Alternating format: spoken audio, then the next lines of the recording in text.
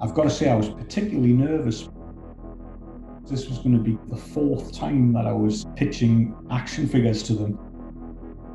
And I thought, if it doesn't go well, they're going to think I'm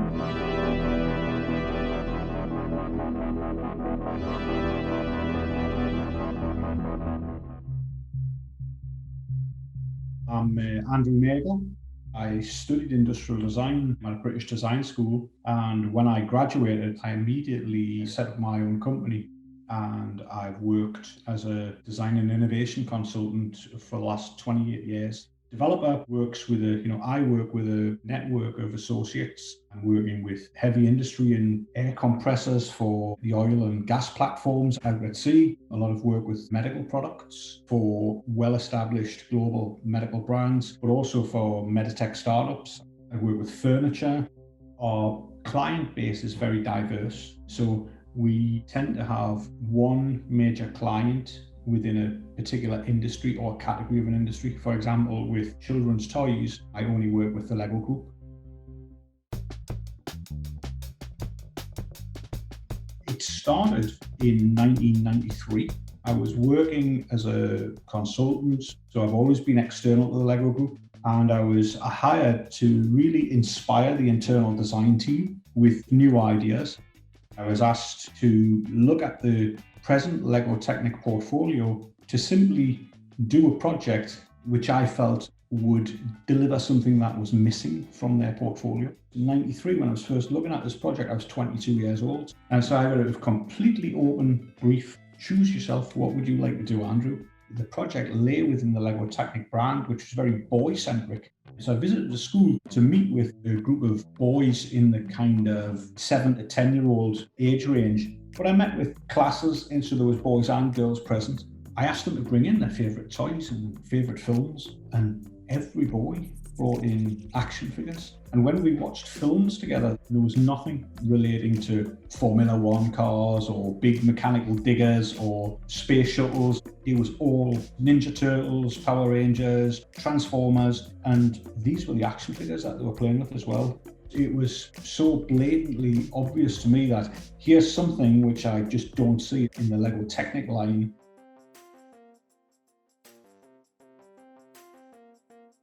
They already had a LEGO Technic man, and one of the fundamental questions in my head is, can I make characters and therefore action figures out of existing elements, or can I not? Do we need an entirely new platform? Here is a sort of a torso component that I've just drawn from my imagination, but I'm borrowing the ball and socket principle from a Technic man.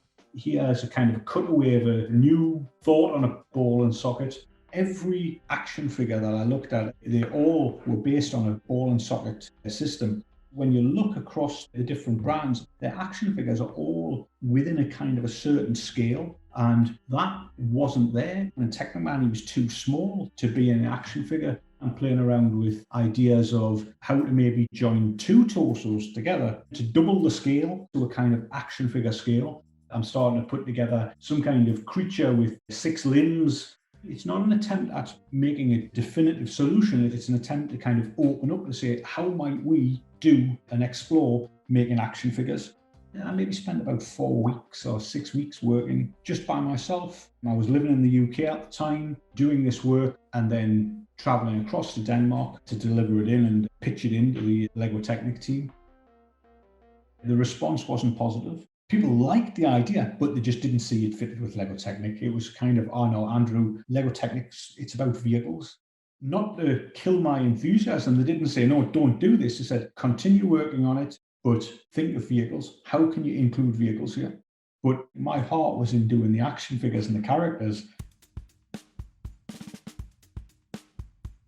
In 94 and 95, I kind of had subsequent goes at it. Transformers were big. Could LEGO Technic do a kind of transformer where you have an action figure which in one configuration is a vehicle, pose it differently, it's an action figure. That was one way I could include vehicles. Another way here was just like superheroes might have a particular superpower, could these action figures or characters have a kind of super vehicle which had its technical function, which would be a little fantasy-like and a superpower-like? I was very inspired by the Marvel artists and the comic book artwork. I could see that there was an opportunity to maybe even take the instruction manual and turn that into much more of a comic and make it sort of entertaining in itself. However, the feedback then was that LEGO Technic is very reality-based. Its authenticity is one of the key qualities of why children and adults buy LEGO Technic. It's a very good representation of a real-life machine or vehicle. So again, it kind of didn't gain traction internally.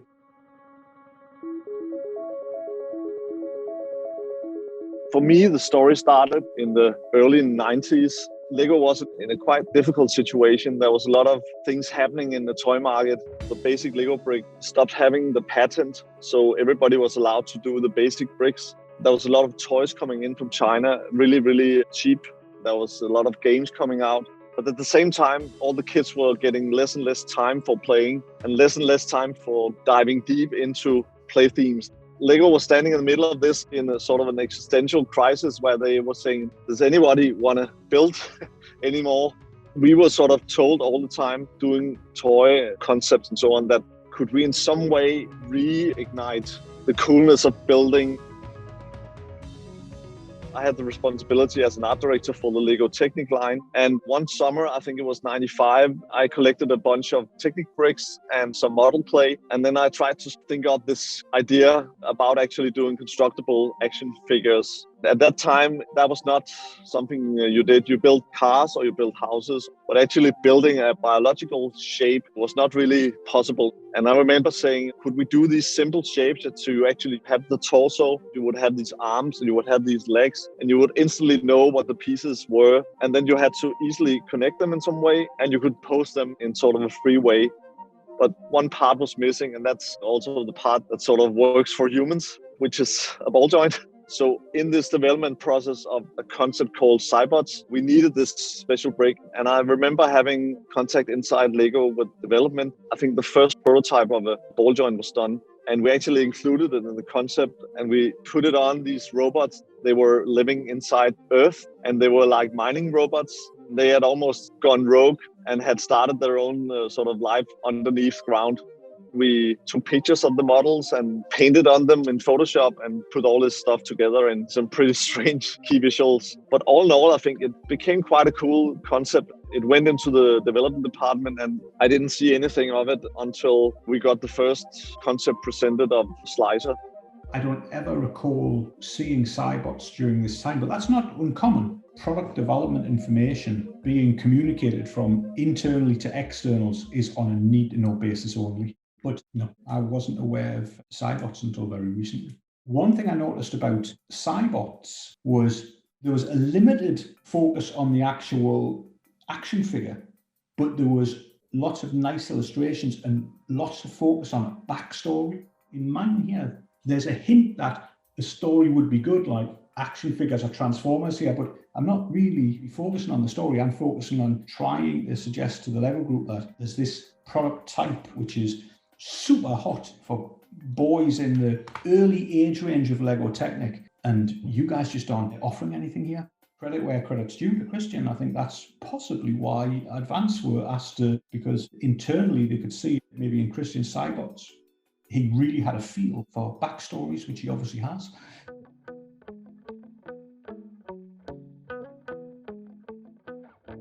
People were happy to see alternative ideas, but in development, a high percentage of work never makes it simply because it's either not on brand or it's the wrong time or it's simply not deemed desirable enough to the target audience. And I think this was simply wrong time and not on brand enough. But that was to change.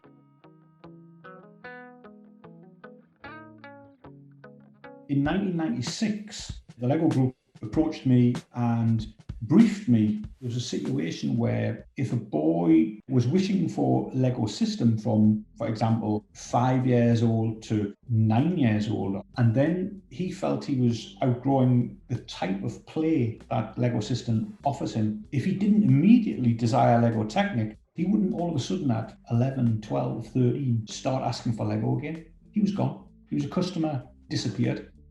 The LEGO group identified that the play types are very different. LEGO system is very much role play within environmental situations. So there's a city, a police station, a fire station, and the kids get the little minifigures and act out different scenarios in those play worlds. LEGO Technic, it's a building challenge. Whilst building it, the experience, you get to build mechanisms and understand the principles of mechanics, mechatronics, electronics, movement. And that's a completely different play nature to what systems offering. So you can see there's a sudden change. The LEGO group asked me to identify and create a concept for a product line that would bridge that gap, that would ease the transition so that children had something to sort of make that step a little smaller. And action figures, it has some role play in it. But if you make those action figures with little technical superpowers or little technical functions, I saw it as a kind of a light introduction, like a LEGO Technic Lite. It had some of the Technic qualities and some of the system all in one line. That's kind of where I saw it. When it came to this project, it wasn't me alone now. I had an office in Newcastle where there was myself, a designer called Andy Spragg, a designer called Oliver Wallington, and a Danish design student by the name of Rebecca Elman, who had came to stay in Newcastle for some weeks or some months to work with us as a part of her studies. So there was the four of us who had this brief to bridge a gap. We wanted to try to have a project title, like a key word in the project, which would encapsulate a new kind of motivation in how the children played. Rebecca went out in Newcastle to a department store to have a look at their toy department and just get some inspiration. Buy a few toys, bring them back to the studio. We'll play about with them, cut them up, glue them back together in different ways, see what we can make. On her way back, she called in at a small kiosk. There was a bunch of school kids stood outside playing with the little toys called JoJo's. They were a little collectible toy, very low price point that you just buy next to the cash register in the kiosk. They came in a little pack and you open them up. They're blind packed, so you don't know which ones you're getting. You get them out, and they were kind of single part, shaped a little like a bone. I think they come from some ancient game, from some ancient civilization where people used to play with bones like you play with dice. There was a kind of a backstory to these, and she noticed that the kids were stood outside playing with them and swapping them, and the idea there was like they were collecting them.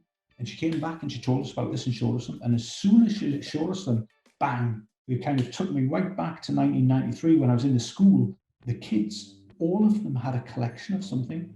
A lot of the boys collected football stickers. There's a brand in Europe called Panini that make football stickers, just like in the US where you have baseball cards, that type of thing. A lot of the girls collected scented pencil erasers in all different sorts of colours and forms and shapes. Some of the girls had like 50 or more of these, and those two ideas. So to collect, and so, okay, this is a collection of action figures. That's where the term collector came from. Called him Heliman, and he had a simple like sort of rotor blade function with a rack and pinion. They're just kind of inspirational illustrations to suggest something of this type of nature. I've got a sketch somewhere here which shows we pitched it that you could maybe have a couple of characters. And this is old cut and paste. These are kind of the drawings photocopied down, stuck on the paper, but we have two of the characters. If you collected them, you could potentially build them together. And here we've built them into, these two guys, into a vehicle. And this gets the vehicle part in. That was always kind of a request from the LEGO Group's LEGO Technic team. You can form bigger vehicles and the functions can do something. That was kind of where it was heading. So it was collector and evolver, and you could collect them all and then evolve them by joining them up into bigger builds and that kind of thing. I've got to say I was particularly nervous. The guy who was head of LEGO Technic design, a man called Ole Vestergaard Poulsen, he was the guy who had given us the brief. He came to visit us and he brought the new marketing director. Pretty sure his name was Jens Peter. He wasn't at the company for a very long time. When Jens Peter saw this, he asked, do we think that this could be sold from different distribution channels? And at the time, the LEGO Group had a collaboration with Shell. He talked about the Shell collaboration a little and said, for example, gas stations, could I sell this in gas stations? During this conversation, Ole Vestergaard saw this little detail on this model here, this sort of ring here and chain. That was kind of a pull cord, which would kind of wind up a little motor inside of the character so the character could move along. And Ole Vestergaard simply misinterpreted that. And he read that drawing that it was a key ring. Before then, it had never occurred to me that we had never really talked about the actual scale of these.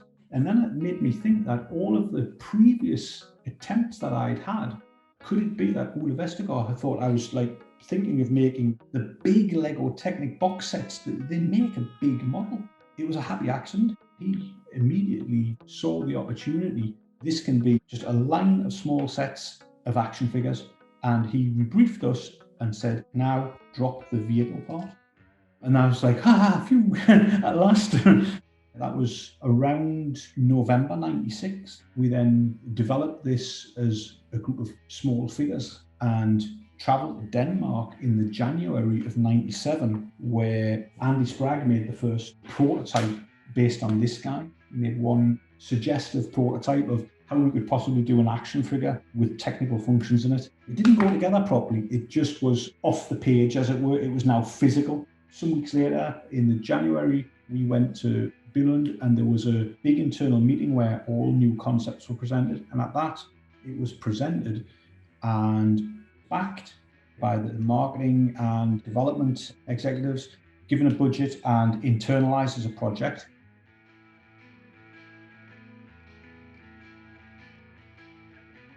I've got to say I was particularly nervous because this was going to be kind of the fourth time that I was pitching action figures to them. And I thought if it doesn't go well, they're going to think I'm cheeky.